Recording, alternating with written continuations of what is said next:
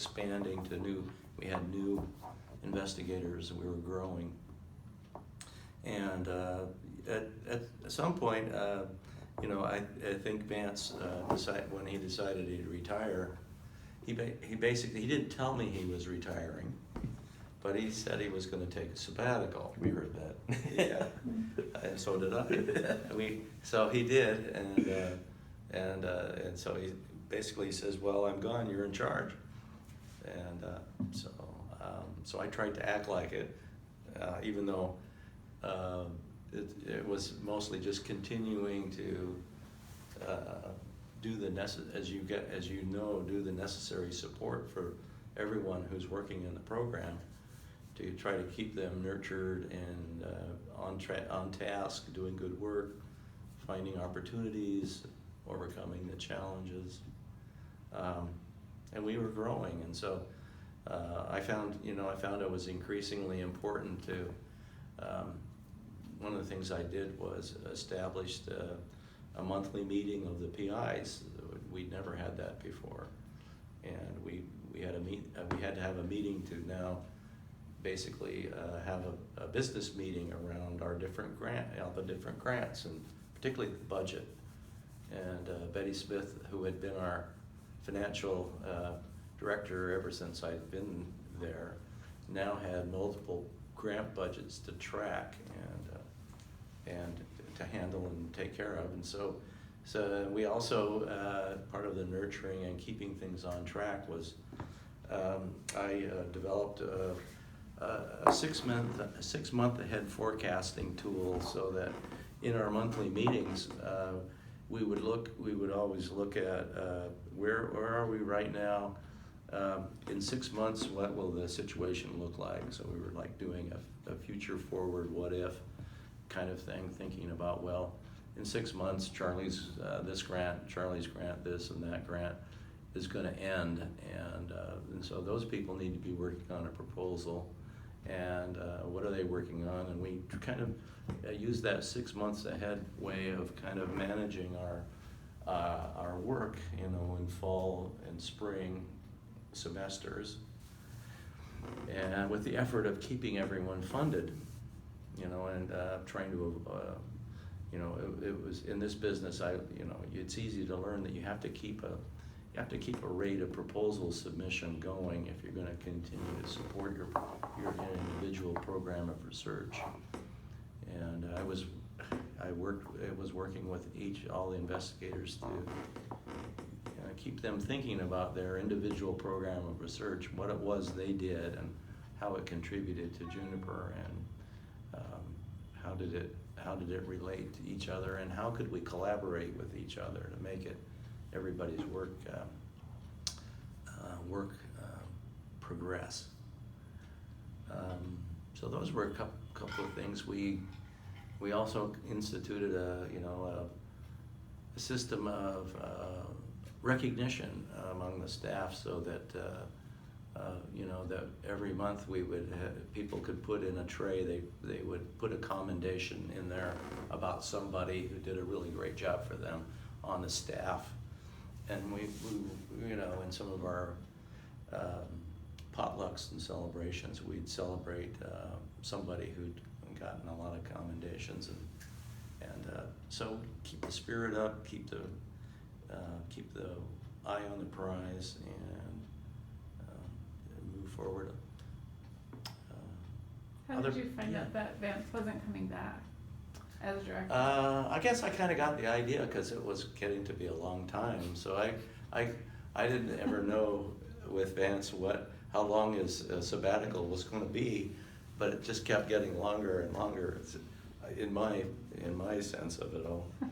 And anyway, we were busy and going along, and then finally he did retire, and did officially retire, and with great respect to Vance, I would just say he's a gentleman who has had more retirement parties than Dick Schiefelbusch, I think. So which is a good thing, because he retired And we had that celebration, and we've had this one, and we just keep celebrating, you know, whenever we have a holiday event and a dinner, we bring everybody that's still within range, we get everybody back. Sometimes people come from out of state that have been here and come back, but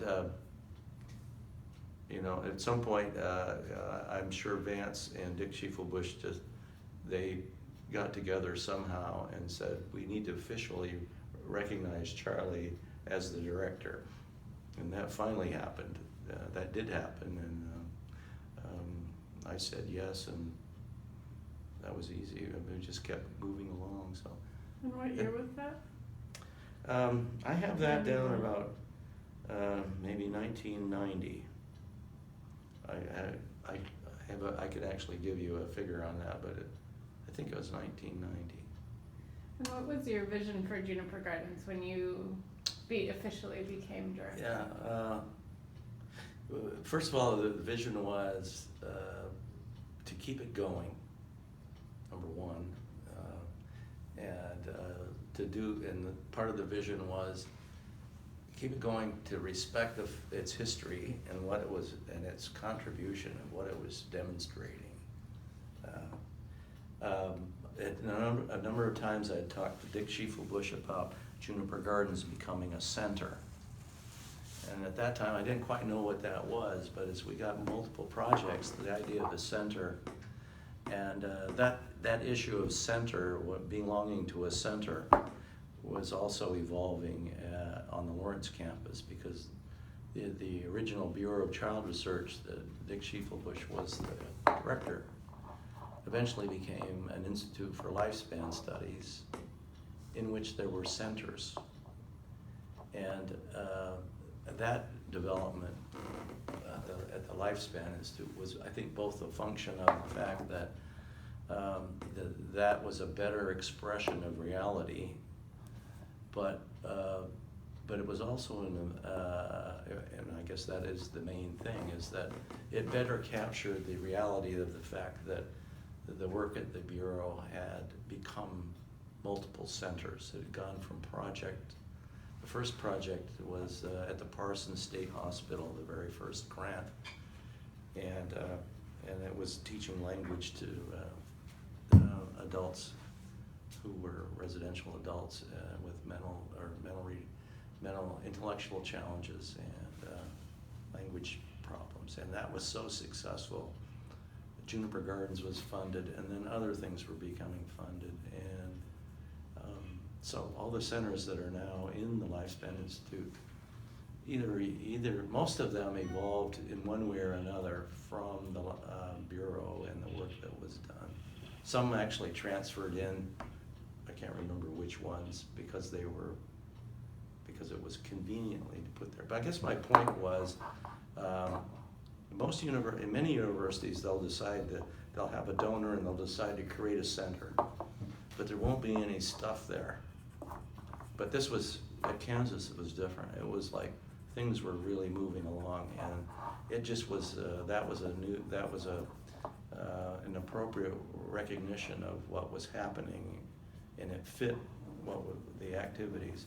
And Juniper Gardens itself was becoming that center, as I described, as our postdocs and some of our graduate students learned to write grants, became funded, realized they could have a career in this research, and in some ways control their own destiny around what they were going to do. And it's very hard work, and it's kind of risky, but it's also very uplifting, because you control your own destiny much more, in my experience, than can be the case if you're a tenured faculty member somewhere. And I don't know if that answered the question or not about becoming a center, but it was kind of a vision that was emerging because we were beginning to be a center. Can you describe how you grew the team of researchers? Yeah, it grew from the doc students, advances doc students. And in my case, it really grew from the postdocs, because I was involved in doctoral training a little bit, but not nearly as much as Vance was, given because I was dedicating the majority of my time to the Juniper project, because that's what I wanted to do. And but with the postdocs coming in, we again, I can't list all the names, but I think if you look at our record, we probably we're on the range of 70 postdocs at Juniper Gardens. So first ones being in 1983, and I would think 20% of them became investigators one way or the other. It might be an overestimate, but if you went through the group right now that we have, I think nearly every one of them was a postdoc at Juniper. And that's another kind of example of where it was possible. It proved to be possible. I never knew this. I don't know how we would plan this, but by continuing to build on what was accomplished with postdoctoral fellowship grants and continuing to submit them and going from one to the next, and doing what we've learned over the years with collecting the data and information about the accomplishments of the postdocs and the range of work they did and how they wrote grants. And we were able to write grant proposals that were winning awards, future awards, because we were clearly showing that the investment was paying off in more research and in more talented and trained and well-trained investigators that could do research on the problems that were being addressed by the funding. So with that, if I had one complaint, I probably have 5 complaints about the university, which I love very much. And one of them is that they never really produced until until my retirement, dollars to fund a PI at Juniper from the regular faculty line of investment. And so many places that are trying to create a research center and many universities will, they'll pony up maybe salaries for 4 faculty and their postdocs, and they all get hired in new, and they've got new support that might last 5 years, and then they're on their own. That never happened at Juniper, except for the very first set of folks, the Vance Hall, Todd Risley, Wolf, Don Beer. They were all hired somehow. Dick Schieffelwich and the university administration at an early time had dollars they could invest like that, faculty dollars. I think so. The fact that Juniper was able to build that on its own speaks to its strength. Yeah, I did in so many different ways. It's amazing, the science, the advantages in the science, the commitment of the people, the benefit to the community. It's quite a story of kind of grassroots makes good. So during this period of growth and bringing in these new researchers and training these postdocs, can you also describe some of the different locations? Oh yeah, so along the way there were transitions. We were challenged by the fact that we didn't have space to put people with the new work. So what we were, luckily we, at the Lifespan, or the Bureau and the Lifespan, we had Ed Zamarimpa, an administrator there, who helped us.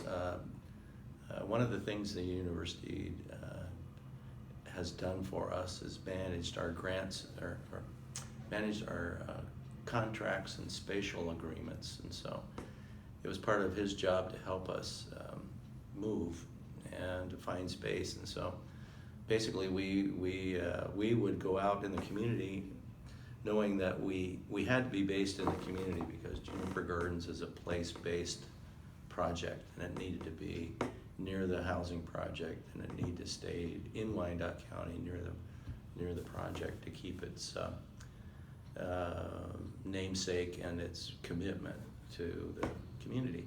So we also were very eager to rent space from the community. So our first move out of Juniper, we were all over the place and kind of in different little places.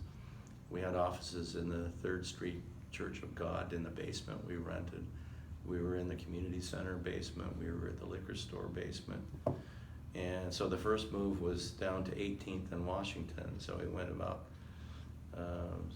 10, 13 blocks to the west, and there was physicians had a set of offices they weren't using, and we rented one of them, and the physicians were in the middle of it, and we were on one end, and then with the new grants coming in, we then eventually, Judy's work was funded 2 or 3 times in different projects, and they moved into the other end of this and established the first early childhood office.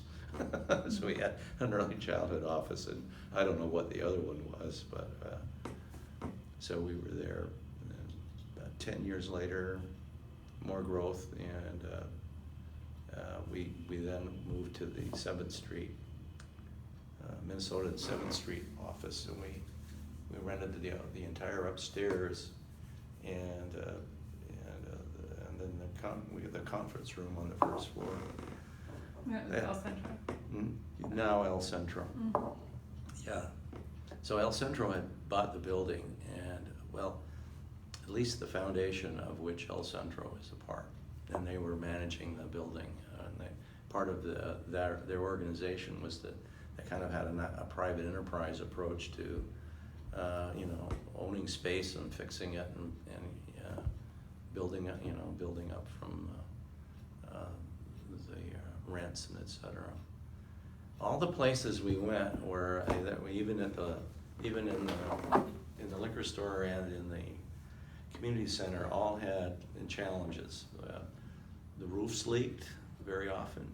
When we got computers, particularly down at the 7th Street office, we had to put plastic over them at night. Every time everything was covered up, because it would rain. If it rained, there would be water in the morning, and so went from there, and then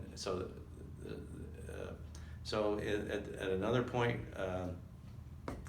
some of the other places we tried to get into but ruled out was there was the old city building, the old city office building that's I think over here maybe on Armstrong and 5th Street. I don't know what's in there right now, but for a long time we were trying to help. We were considering helping them renovate and et cetera, and move in there, but that didn't work out. With Ed Zemrup's help, I also, at about the same time, tried to buy the building before. I forgot one point, which is we were in that space before the El Centro group bought the building. We were in there under another ownership, and he wanted to sell us the building to the university, and I worked with Ed Zemrup and wrote a proposal for buying the building based on our rent payments. That we would be that what does that mean? Well, we put together a spreadsheet that would show how long it would take for us to pay off the mortgage and own the building, and we submitted that to the university, but it was pretty clear they didn't want to have anything to do with it. They didn't want to invest in property in Wyandotte County. It was clear, but with the new facilities across the street now, things have changed, so that's good. But so we went from just moving to trying to rent to buy, And then the Children's Campus initiative started in about 2002. And so in 2002, we were invited to a meeting by Martha Staker, and she was head of the Project Eagle community programming. And basically we started planning with a group about how could we, you know, the reality was none of us thought we would have increases in our budgets, and was there a way we could all work together for common good and be able to create a better environment for all the children's work that was being done by different organizations. And one of our postdocs at that time was working at the Kaufman Foundation. And I told her about it and what we were doing, and she says, write me a synopsis of what it would be. And that turned into eventually a $50,000 grant for 2 years that allowed us to do a planning process for building the building and relocating the tenants into the building and serving, you know, of course, serving the children that were unserved. And then that went back and forth for many years, and it looked, for a while it looked like the foundation community in Kansas City would invest in a one-story building that contained just the children's program, but they weren't going to. They wouldn't invest in office space for Juniper or the Family Conservancy. So that went back and forth, and another thing came up. Another challenge was the mayor at the time didn't want us to locate right near the Juniper Gardens housing project, and unbeknownst to us, the effort in Kansas City was to try to reinvent the east side, which is the east side of Kansas City, Kansas. And she gave us a message back. We didn't know that at the time, but saying if we tried to relocate closer to the center of the city, she'd support it, what we were doing. But it meant we had to go somewhere else. So essentially, at that point, we lost some of our community enthusiasm for the building. I'm just trying to point out areas of challenges and what happened and how we maybe overcome them. But some members of the community that were contributing stopped because they felt insulted by the fact they wouldn't put the building over by the Juniper project, where it would be easy for the families to get from there to here, and that this was too far away. But that this location here was too far away? Because they, you know, community people didn't drive, they'd have to. So we worked on plans for, the bus, we could have put in a bus schedule and it would run on a regular basis. But now I don't know, people get here, I don't know how they get here at this point. They get here and they're doing great things.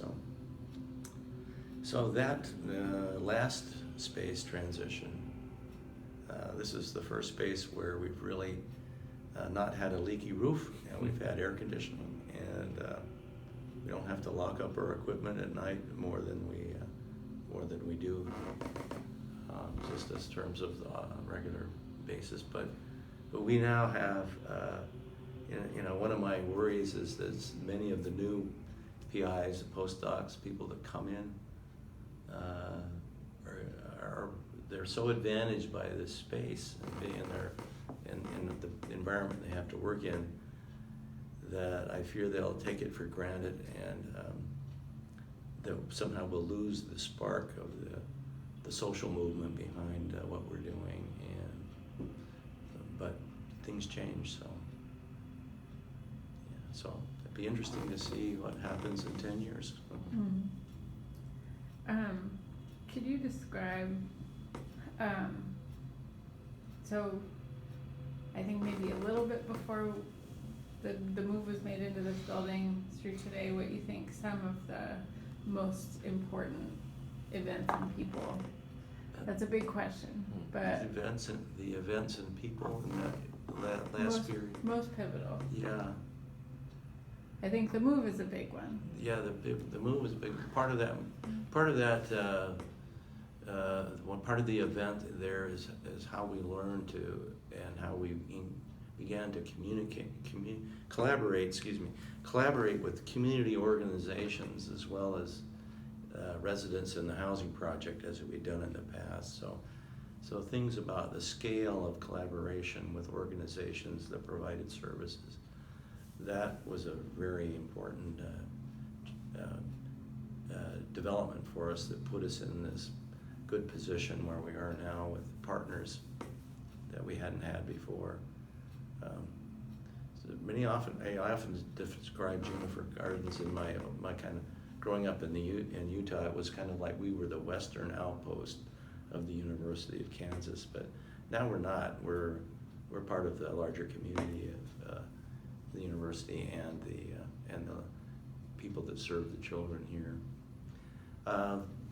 We benefited in that period by the vast improvement and acknowledgement of the programs, research programs going on. Deborah Camps in that time secured with great help from the university, the Center on Autism Research and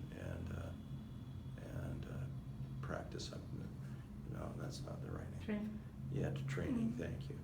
And so that was a really big step from her program of research, which began in the public schools when IDEA was first approved, and kids with autism could go to public school for the first time. Her work was, she was one of the first in the country to show that the children with autism could benefit from small group instruction, not just one-on-one. And from that to the center was a big leap that happened because of the line of work that she developed and the practices around that. Judy's work with early childhood, during that time, Juniper we were recognized as a center in special education research nationally, but we were also nationally recognized as due to her work, a center in terms of an early childhood research center as a formal recognition. And so that work in the meantime was important. The other PIs were just expanding, so Jay Bazard's work with technology was a very important. Part of the advance was I was able to back off of all of my involvement in technology administration and computing, and let Jay take care. I didn't let him. He took care of it. He learned from me just that if you've got better skills, you can go for it and take it on. And I encouraged him to do that. And that started, and we really during that time pushed forward our technology. Because we had our own servers in the building, and we had now fast internet connections, and we were now able to do many more things and accommodate all the research, the information. We just grew the information we generate by quantum leap. You can't even classify it if you include video clips and other material that we put on our equipment. We involved the community more in different directions. We worked with our partners, I mentioned that. Howard Wills and his work with Deborah kept expanding into kind of the behavior disorder, behavioral interventions in schools, and the techniques and technology. Many others. Kathleen Baguette, her work grew. We had new postdocs come that are now here, Dwight and Alana. I had hoped to keep the two others, but Connie Beecher, for example, but because of the recent sequestering of funds, when we hit that most recent period of the funding drying up, hit right when she was needing to make a transition, and we couldn't support her, and others, but so. That was a pivotal moment too. That's Oh, probably it was. important to talk about. So that Yeah. happened in 2013. Yeah, that happened, and it was kind of like the perfect storm, because it also collided with the change in the Kansas politics, and our governor, who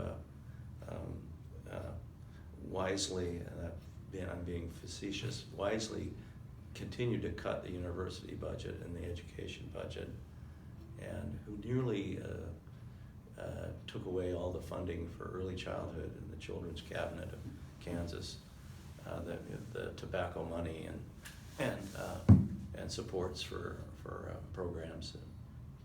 But so that just really put a crunch on us. We for the first time in my career, I was overseeing the awful letting go of staff because we didn't have funding coming.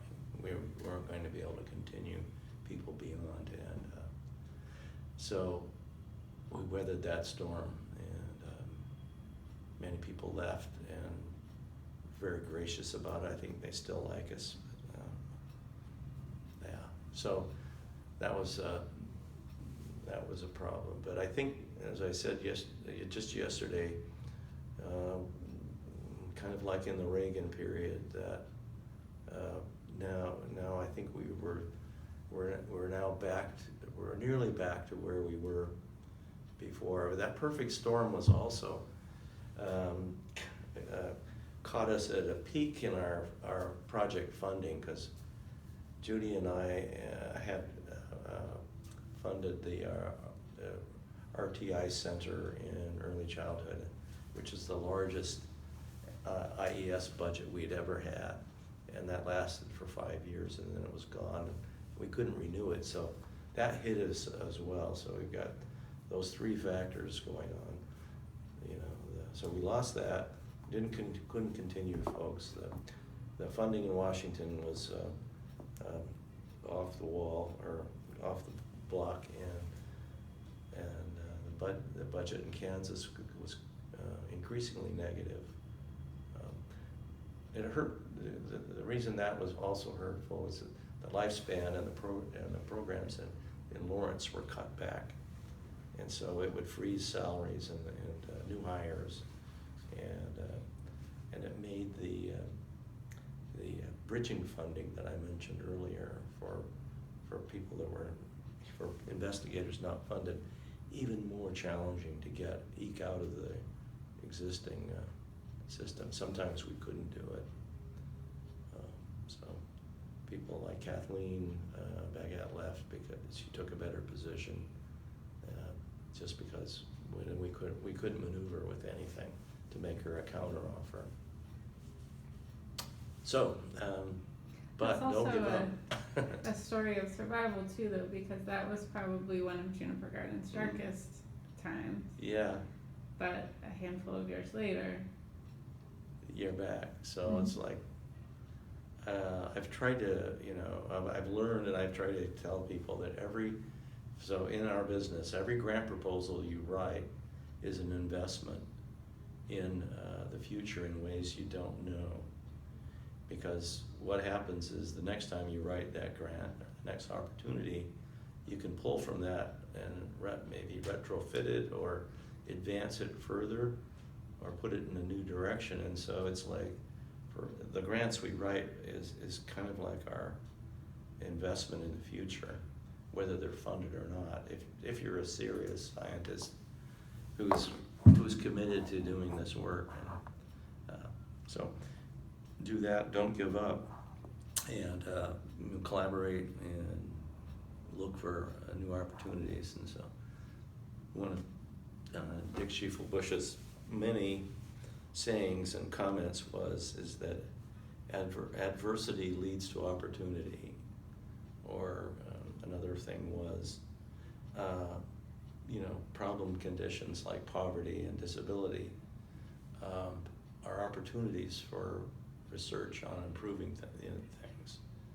And so why not? I mean, as long as there are agencies that are giving money in the federal government to research and improvement, why shouldn't we be getting some of it? So can you describe how, and this is kind of big, but maybe we could just hit one or two of the biggest impacts for Sure. you. Okay. For you personally and professionally, how Juniper Gardens has affected you personally and professionally. Gee, there are so many ways. I think one thing I would say is that it's given me purpose in my life. There's probably other ways to say that, but a purpose and a reason to be dedicated to something. And as I was coming up into this position, it was during the Vietnam War, and it was during the race riots, and so what this work has given me is an opportunity to not go to war, be focused on improving conditions through what we know and can do, and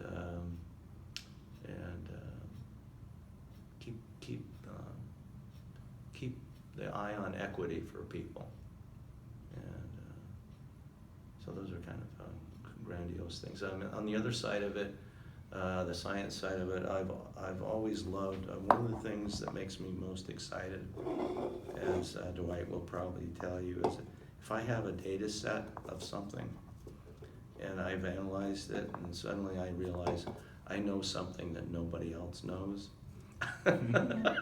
I have to tell the world by writing it up. And I get really real thrills about that. And I don't know why, but it's nice because it gives me a chance to communicate about something that others might be able to make something out of and move forward. How about? I've also, the other part of it is the people involved, so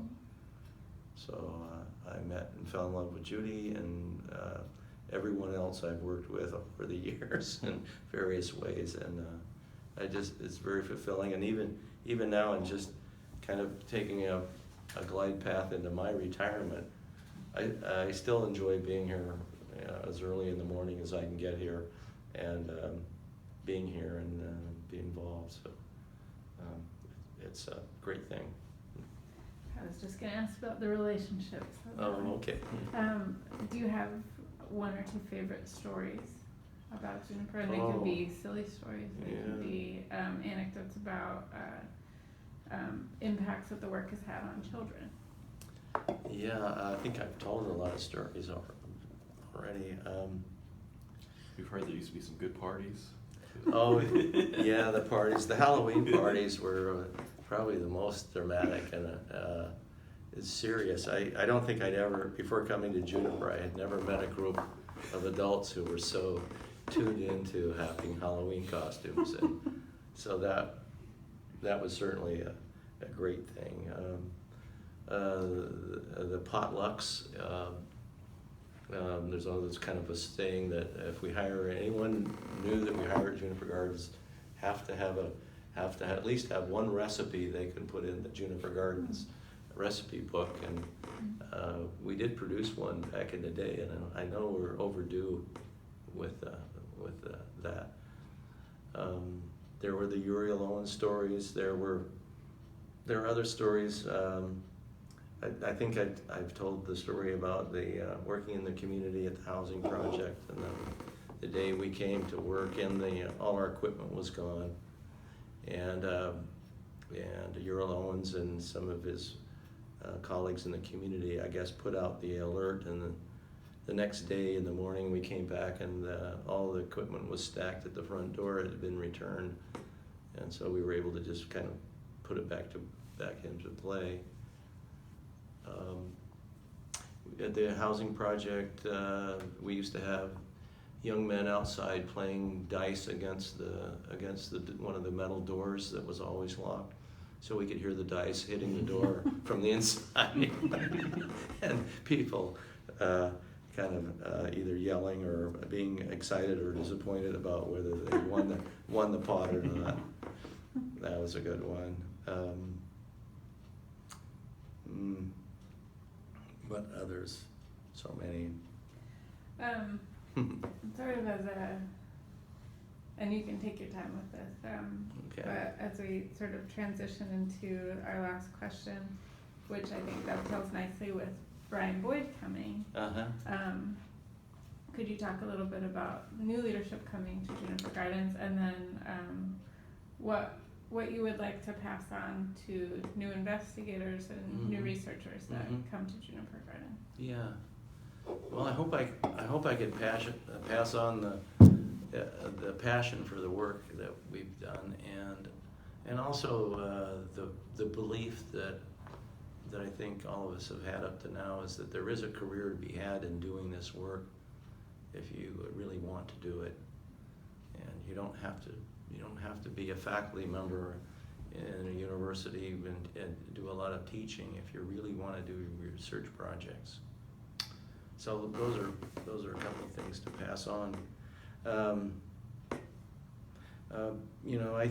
One of the things I tried to do in my transition at this point was not do what Vance did for me, but basically I realized that just the way things operate, if I needed to draw a line in the sand about when I was going to step down being the director.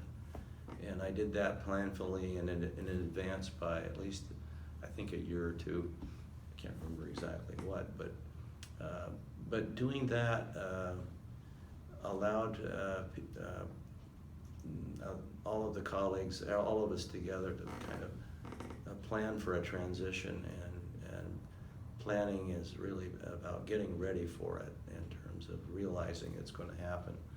And I think I part of what I realized was there's a lot of emotion involved there because the future is going to change. And when we made the transition from the 7th Street office to this office, this was a big transition because it was a financial obligation of the rent that was more than we'd done before. Every time we could face up to some future event that's new, really new and challenging, the director needs to be in a position to convince and support the PIs, bring them along to believe that they can do it and be successful, because everyone is quite rightly fearful of the future or challenged by it. So thinking of Juniper without a Charlie being the director, and what that would mean, there's a lot of things that have gone on through that, and that transpired in terms of us. Basically, we're just learning how to deal with a new change every day, and it's like, hey, you just have to get into it. And so I think everything went really well with Judy becoming the interim director. I didn't go away. I stayed around and supported it. There's no way I would not want to stay around and support grant writing and new development and not risk a contributing asset to the Juniper to just go away. And so that's all transpired very well. We've had a wonderful success, in my opinion, with Brian coming in, and we were so lucky to get him, and he's so well trained and so articulate and planful and collaborative. He just fits right into the what's needed, I think. And so I think in many ways the transition's been made, and I don't know if everyone feels that way or not, but my sense is that it's gone well. And I've told Brian on a number of occasions after our executive meetings how well I think they've gone, and how if you just look across all the range of responsibilities that the director has, including the Children's Campus Board and the research administration, which people always wonder, what's that? Well, it's that running of that executive meeting and being in charge of the full budget and being responsible for the presence in the building, being the one who's gonna, the buck's always gonna come up to you. And that the director has to be ready for that and then have courage and be, I don't know, willing to take it on, with help. And so I see here Brian now being there, and where he's almost there, and that's great. And to allow, the next steps we've got to go is we have to kind of transition Judy out of being if she's wanting to, transfer her out of being the co-director and pull in a new person who's consistent with what what Brian wants and what the Juniper wants, and kind of finish that transition. And so I hope in this transition, I think the risks and the costs of are much greater than they were when I came on, because of so many lives and futures that are involved, and now I think it's there's facility is here, but there's still room for growth and change and flexibility in here, and community still needs us, the nation needs us, so I hope we can pass on everything we learn and provide opportunities for new investigators and graduate students and their families. So, what kinds of work would you like to see in the future? Oh, future work. Wow. That's always a question that's a challenge. Is what would the future work be? I'm sure there are new areas, but I'm not sure I know what they are. One of the futures on the science side of things, there's be a science future and what are the needs of the community and the range of issues that we could deal with, and so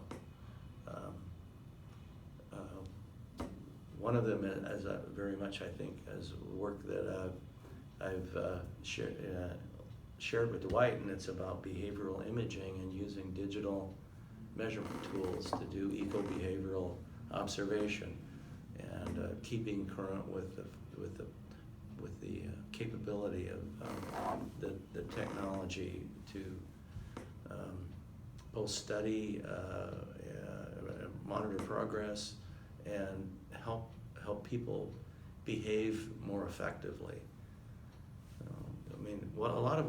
What we do basically in our science is we learn about what we're learning about what expertise is in doing something, and passing on expertise to everyone else is a way that we improve, with the way science improves all life, basically all life activities. So that's important, really much important. I would hope we could get into issues around different language issues, so multilingual, different languages, and expand our scientists that work in that area in ways where their knowledge and where they're also wanting to collaborate with us about we know and bringing on newer investigators. I would hope that we, one of the proposals Howard and Wills and I worked on for the university was to create sabbaticals for faculty in about 7 or 8 departments of the university to buy out the faculty time to come here and learn community engaged research at Juniper and collaborate with us around what they do. Some of those departments were, for example, nursing at the medical center, and speech and language at the Lawrence campus. We had letters of interest and commitment for faculty to be able to do that if we could come up with the funds to create that. And so passing on to the world community engaged research, passing on how would you replicate Juniper Gardens somewhere else? And if you did, how would you change it, or how would it translate to something going on today, in today's world of things? And I think the part of our history also needs to be put out there to understand how in troubled times, which we always have troubled times in America, was it that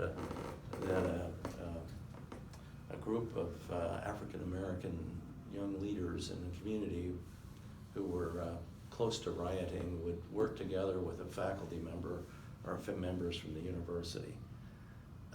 How does that translate today? Are there any lessons there about that anybody can learn from that? So I don't know if I've answered that question, but the way to look at the future at Juniper is to keep your eyes on what's happening in the community that's a problem, and also what's happening, how is it that those problems being recognized nationally in the federal system? Are they? So where there are, when there are resources to solve problems that are important, we need to know we need to be able to go get it and use it. So. Well, I feel Thank like you. we might need to do a part 2 Yeah. at some point in the future. Well, But thank you, Charlie. You're welcome. Thank you. That's a great. I've enjoyed telling this story. Yeah, I and was ready. we love to hear it. So thank you for sitting You're down welcome. with us, and Thank thanks. I you think for we just kind of spending your time. Yes. scratched